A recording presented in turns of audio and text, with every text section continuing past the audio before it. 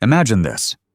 Before there was light, before Adam, before the bloodline that would bear his name, God created time.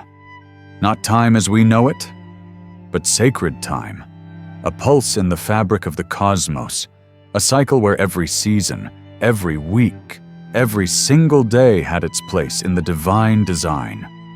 That is where the Book of Jubilees begins. Not with man, but with angels, not from dust, but from light and eternal law. Erased by the Roman Church, banned from the canon, yet in Ethiopia, it was never forgotten, still read, still copied, still held as an unbreakable part of the Orthodox Bible. It tells Genesis, but not like you've ever heard it. In this telling, the angels aren't just messengers. They are the stewards of time, keepers of the cosmic schedule. They don't just watch, they write on the heavenly tablets. The Book of Jubilees doesn't begin in Eden. It begins with the creation of order, a calendar of heaven, 364 days, 4 perfect seasons, 91 days each, no more, no less. The very breath of God. And only within that rhythm could humanity live as it was meant to live. But humanity broke that rhythm, and from that fracture, the drift began. Holy days misaligned, cycles thrown off course, nations severed from the covenant, all because they refused one simple thing: to keep time as God intended. What else does the Book of Jubilees reveal? That Adam received the law from the beginning, delivered by angels. That Abraham shattered his father's idols and was taught the Sabbath not by Moses, but by heaven itself. That Joseph was not alone in Egypt. Angels guarded his path so he could fulfill a destiny written before the world began. And that all of it, every word, was recorded on the heavenly tablets. Not metaphor, not myth, but a divine archive. Are you ready to read the Bible as the angels wrote it? In that first breath of creation, when space was still an echo, unborn and trembling, God spoke light into being. But before the light, there was time. Not the sluggish march we measure with human clocks, but sacred time, an invisible architecture, resonating in the turning of stars, in the steady inhale of the cosmos, on the first day of Genesis, when the very first word was spoken. Not only did light come forth, the angels were born from it. Not children of dust, but flying ideas, radiant spirits carrying sacred orders, and their first task to write time. Not on parchment, not in ink, but carved into the heavenly tablets, divine scrolls refined from the breath of the Creator himself. Each day, each season, each week, each holy feast etched in sacred code, every detail weighed with cosmic gravity. The Book of Jubilees tells us it was the angels who were entrusted with the schedule of the universe. They recorded the first week 6 days of creation, and the 7th a day of rest, a day made holy, a day not only for mankind, but for all the realms of heaven. In its opening chapter, the angels are described as keepers of time's keys. They direct the movements of sun, moon, and stars. They oversee the turning of seasons, the precision of the Sabbath cycle, the rhythm of each moment within the 364 days of the sacred year. Not 365, no leap years, just 364 4 seasons, each exactly 91 days, a perfect structure. And whoever disrupts that order has betrayed the breath of God. The angels divided time into 7 weeks, each week with 7 days and the 7th day, always fixed. They marked the days of covenants, the days of sacrifice, the day when light first pierced the void, the day when darkness was cast apart. Each day was not just a point along a stream, it was memory, it was covenant, it was rhythm to live rightly. But then, humanity lost the rhythm, and the world began to drift. The moon was crowned a goddess. lunar calendars were born. Holy days were shifted by erratic cycles. The sacred was celebrated out of season. The breaths of the cosmos choked by what seemed like harmless errors. And the angels, the writers of time, wept, because they knew when humanity drifts from God's rhythm, they drift from divine protection. From that moment, chaos entered. War, suffering, moral confusion, all consequences of one seemingly invisible fracture. Time no longer aligned, so the Book of Jubilees was written. As a reminder, a transcription of the heavenly tablets sent to a misaligned mankind. And you reading these words, you too are being called to return to the old rhythm, the angelic rhythm, the Sabbath rhythm, the rhythm of God. Not just to know what day is truly holy, but to align your soul with an ancient clock that has stopped ringing in the world of men for far too long. There is a sin not found among the 10 Commandments. Not murder, not adultery, but the bending of time in the Book of Jubilees. When God created the heavens and the earth, He also established an unshakable structure, a solar year of 364 days, 4 balanced seasons, each season 13 perfect weeks, each week 7 sacred days, and the Sabbath forever falling in rhythm. This wasn't a farming calendar. It was a cosmic ritual, a form of worship through alignment. But one day, man looked up at the moon and became enchanted. They turned to the lunar calendar, a shifting rhythm, tied to the ever-changing face of the moon, a body that never stands still. And from that moment on, the holy days fell apart. Passover no longer came on time. The Sabbath drifted across the years. Disorder took root.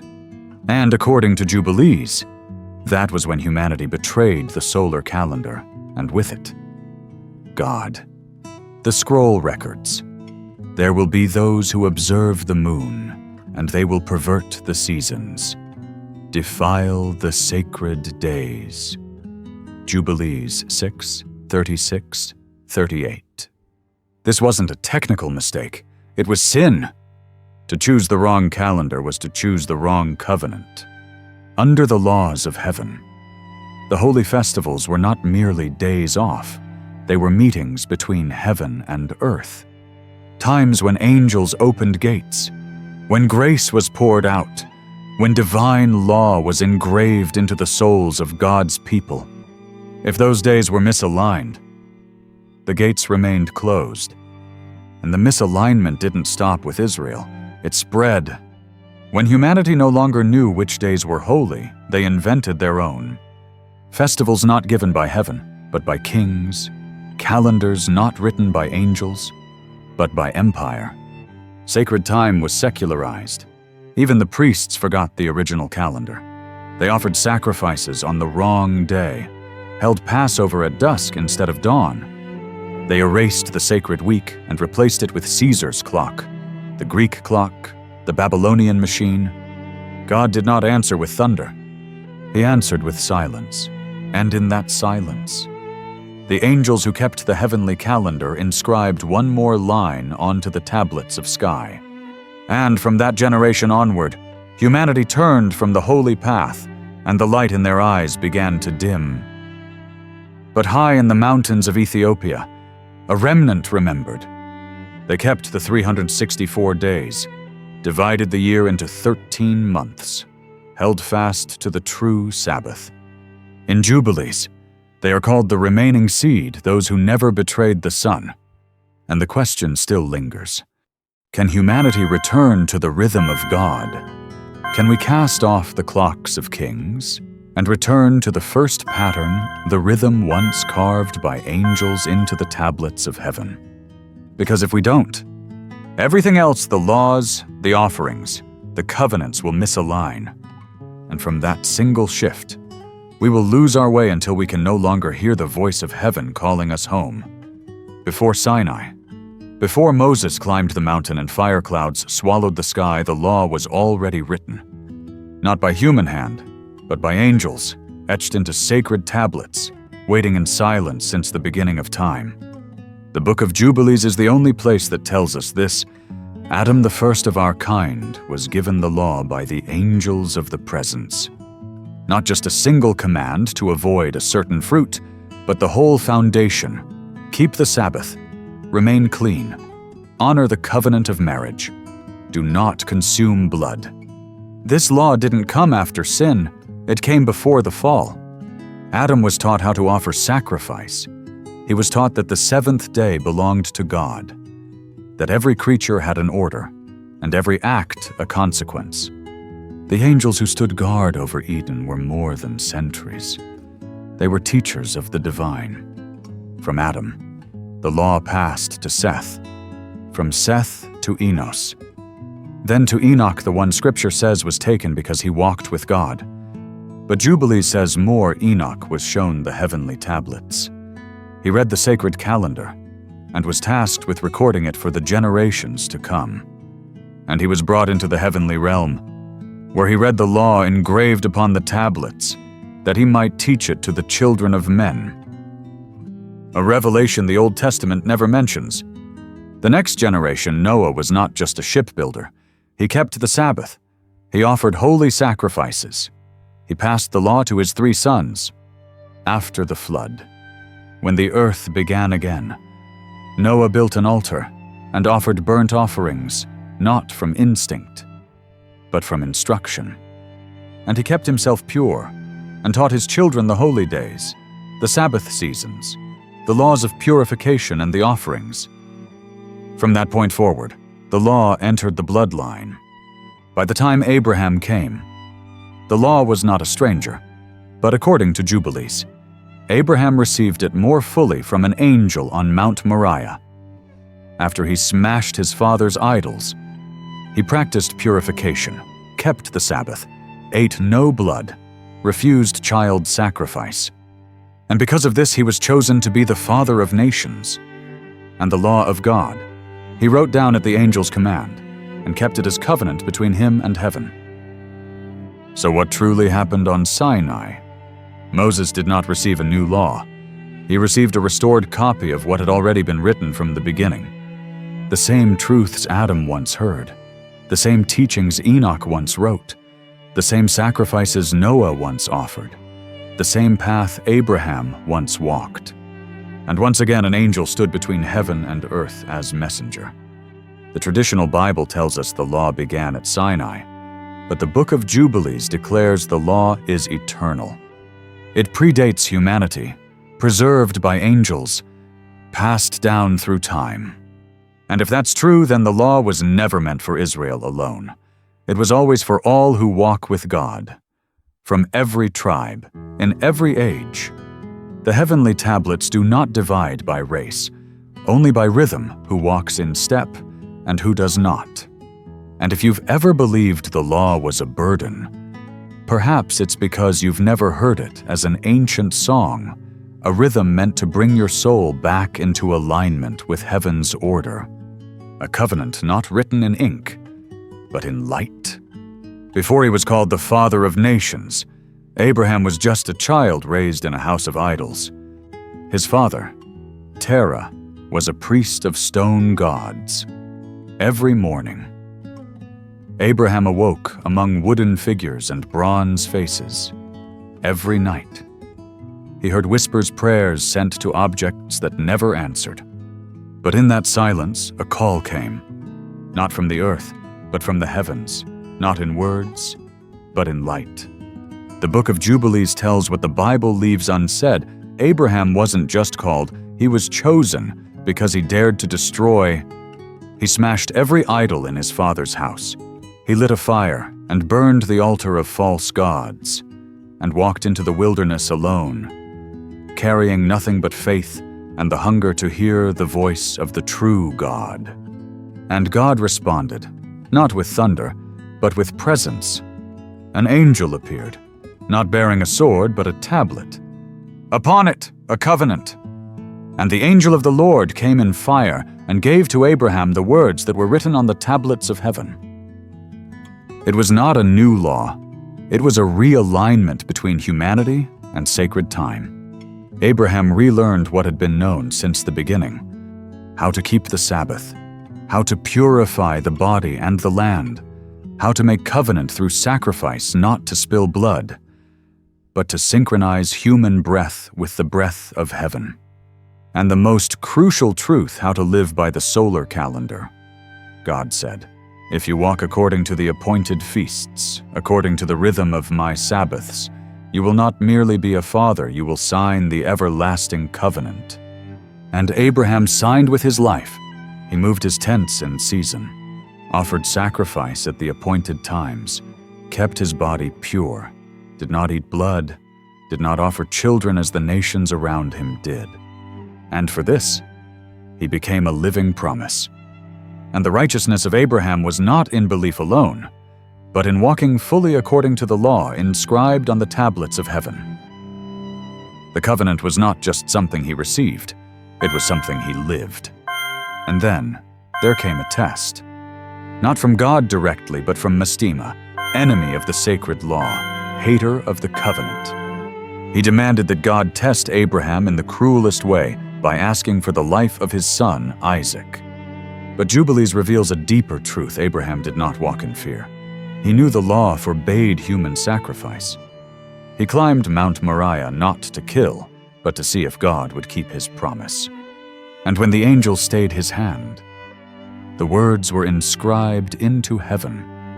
Abraham has kept the law. He has kept the Sabbath. He has kept faith. And the covenant is sealed deeper than ever before. From that moment on, every promise to Israel's descendants was sealed not just by faith, but by alignment with the heavenly rhythm. Abraham was not merely the father of a people. He was the first to step out of false tradition and re-enter the sacred rhythm that mankind had forgotten. And that covenant is still active, still waiting to be re-signed. With a life, with a walk, with a refusal of false symbols and a return to the tablets of heaven. When Abraham passed, the flame of covenant did not fade. It was passed to Isaac, and then to 2 sons, born of the same womb, Esau and Jacob. 2 children, one red like fire, the other smooth like water. And within them a war that would never cease between instinct and covenant, between the wild man and the keeper of sacred law. The Book of Jubilees does not see Jacob as a trickster. As tradition often claims, it sees him as chosen from the womb, a soul already named on the tablets of heaven. 2 nations are in your womb, and one shall rule, the other shall betray, and the younger is written into the covenant. From the beginning, Jacob was given the charge to keep the law. Esau, the one who chose a bowl of meat over a sacred blessing, became the image of a bloodline that rejects covenant. The angels warned Rebekah Esau would birth a nation that would rise against the anointed seed. And after the stolen blessing from Isaac, Jacob fled. One night, alone in the wilderness, he lay his head on the stone and heaven opened. A ladder appeared, not a dream but a connection between heaven and earth. And Jacob saw angels ascending and descending upon the ladder, carrying the tablets of heaven. And the Lord stood above it, saying, "This is the land I give to you, and the covenant shall follow your seed." That ladder was not a symbol. It was a channel of transfer, the law descending, step by step, generation by generation. When Jacob awoke, he anointed the stone, set it upright, and called the place Bethel, the house of God. There, he made his vow to keep the law, to honor the Sabbath, to divide his wealth according to the sacred feasts. And from that moment, the bloodline split in 2. Esau founded a kingdom in Seir, becoming Edom forever an enemy to Israel. Jacob bore 12 sons, the 12 pillars of the covenant. But not every son held their place. Reuben, the firstborn, committed incest, and the record says, "For that sin, The birthright was erased from his name, and it was given to Judah for kingship, and to Levi for the priesthood forever. Thus, order was reestablished. Judah would bear the kings, Levi would guard the temple and the laws of sacrifice. And Jacob, now called Israel, carried not just a nation's name, but the role of guardian of the heavenly tablets. Before he died, he gathered his sons, he blessed them, but he also prophesied. And Jubilees adds one final act. He read again the sacred laws, those given through angels, and taught his children how to walk the calendar, keep the feasts, and live in rhythm. Jacob was not merely a patriarch. He was the keeper of divine rhythm, a vessel through whom the angelic law passed into mortal flesh. And from that ladder, long ago, he saw something few have dared believe. That one day, someone would descend that ladder, not to carry the law, but to become it. When Joseph was thrown into the dry well by his brothers, they had no idea they were opening a gate in time, a moment already etched on the tablets of heaven. The Book of Jubilees tells us when Joseph's coat of many colors was stained with blood, God sent guardian angels, not to prevent what must happen, but to protect what had to be fulfilled. And the Lord sent his angel to walk with Joseph from the dry pit to Egypt, to safeguard the bearer of covenant dreams. Joseph was not just a boy with visions. He carried within him a sacred timeline written since the days of the patriarchs. His dreams were not for pride. They were for preservation, to keep a people from extinction. On the road to slavery, angels whispered in his ear by night, "Keep yourself pure, keep the Sabbath, even in a foreign land. Keep the faith as your fathers once kept it." And Joseph obeyed. In Egypt, a land of bulls, sun gods, and hidden magic, Joseph lived differently. He did not eat meat offered to idols. He did not lie with another man's wife. He did not bend the Sabbath to please the court. And because of this, God gave him the gift of dream interpretation, because Joseph was already living the dream of heaven. Pharaoh made him vizier, but Jubilees is clear this was not a reward. It was fulfillment of what had already been written on the tablets above. And the angels preserved the years of famine, that Joseph's dream would come true, and that Israel would be sustained in the heart of Egypt. When his brothers came for grain, Joseph saw something beyond forgiveness. He saw the covenant being transferred. He did not punish.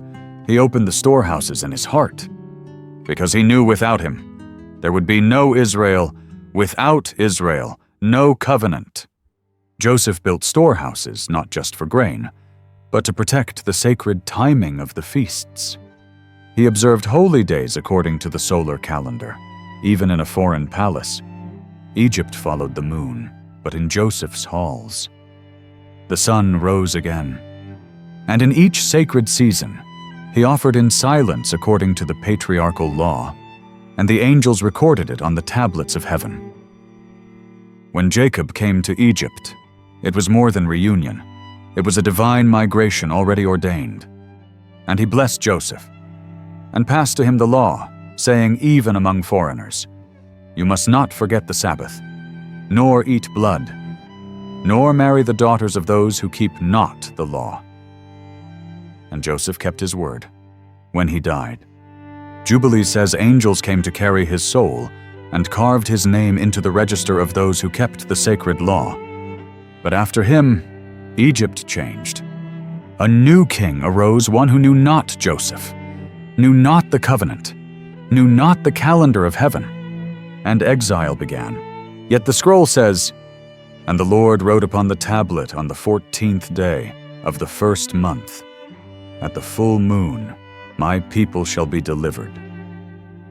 Joseph, though dead, became the hinge between two ages, a symbol of keeping the law in darkness, keeping faith in a strange land, keeping sacred rhythm when the world forgets it.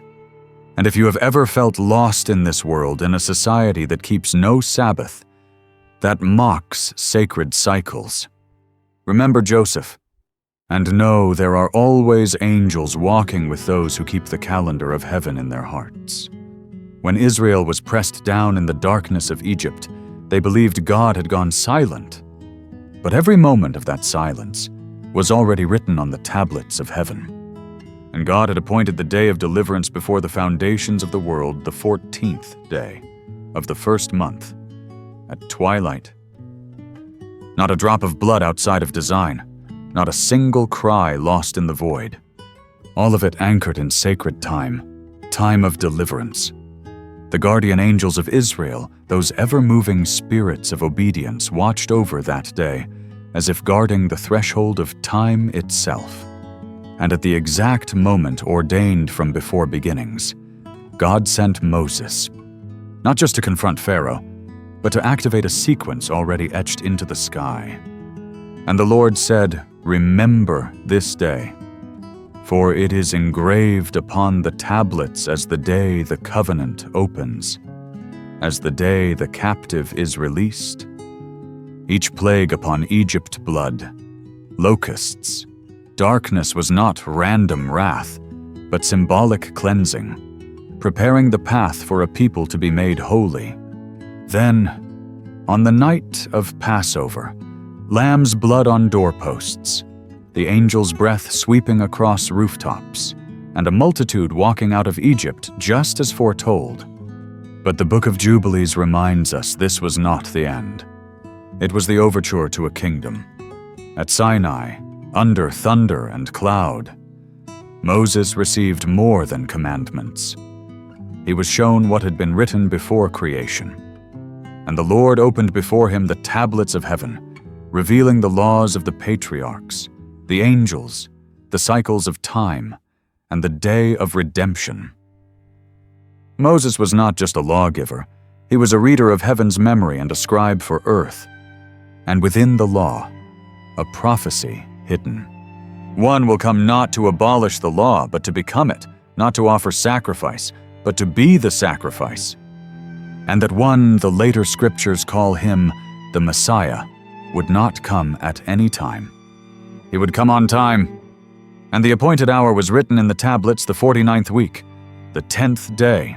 In the season of restoration, that is when the Anointed One will appear.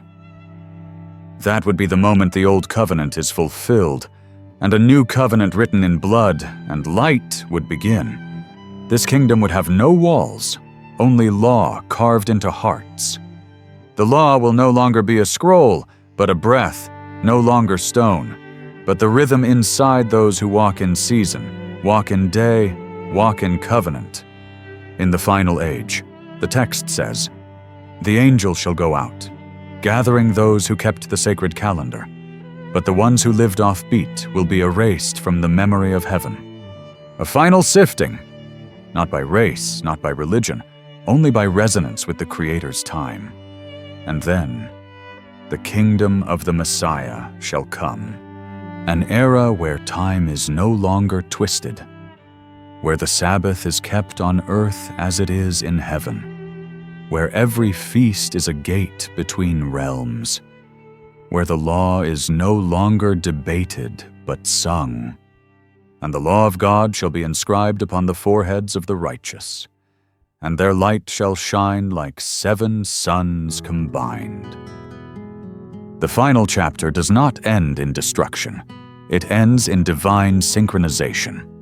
A world no longer fractured by wrong calendars, misplaced feasts, and warped beliefs, but one where every soul moves in harmony. As it was when the angels first carved into the tablets of heaven day, week, season, and promise. The promise that says, "If you walk in my rhythm, I will dwell among you forever." And that is the Messianic kingdom, a kingdom that will not come by sword, but by calendar, by covenant, by a soul realigned with the tablets of heaven. And if you're still here, perhaps your soul has heard something from deep within, from beyond time. At Tales of Black, we do not tell stories just to tell them. We tell to awaken the blood that has slept, to lead lost souls back to where they belong. If this story stirred you, please subscribe to Tales of Black Like. If you felt a truth once buried, comment below, tell us what stirred inside you, and share this with someone who needs to hear it. Because what you just heard might be the key to awaken another soul. Tales of Black. We retell what was once erased. Every story is a soul not yet released. And you are the one helping it speak. One last time, as a rite of deliverance.